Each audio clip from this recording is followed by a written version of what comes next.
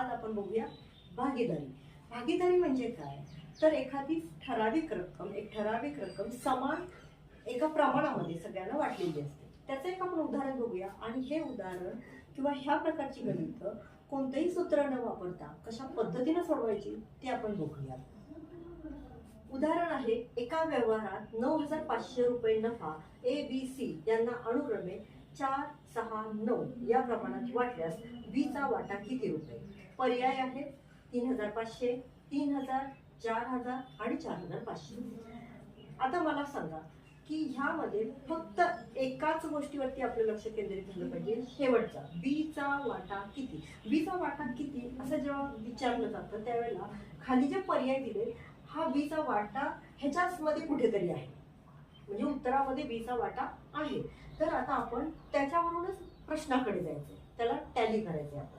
तर आपण हे प्रमाण खाली लिहून घेतलं 4, 6, 9. आता आपण जर आपण ठरवलं की हा आपण वाटा घेऊया 3,000, म्हणजे इथं आपण फक्त 30 घ्यायचं, पुढचे 2 शून्य आपण नंतर त्याच्यामध्ये ऍड करायचे. आता हे 30 कोणत्या पाड्यामध्ये 6च्या अंकावरती येतात, म्हणजे बेसख्ख 12, 3 संख 18, 4 सख्ख 24, 5 सख्ख 30. तर आपल्याला हा पाडा सापडला 5चा. मग इथं 5 घ्यायचं, 5 सख्ख 30. सेम मग इथंही तोच आकडा घ्यायचा 5, इथंही तोच आकडा घ्यायचा 5. 5 20, 5 9 45.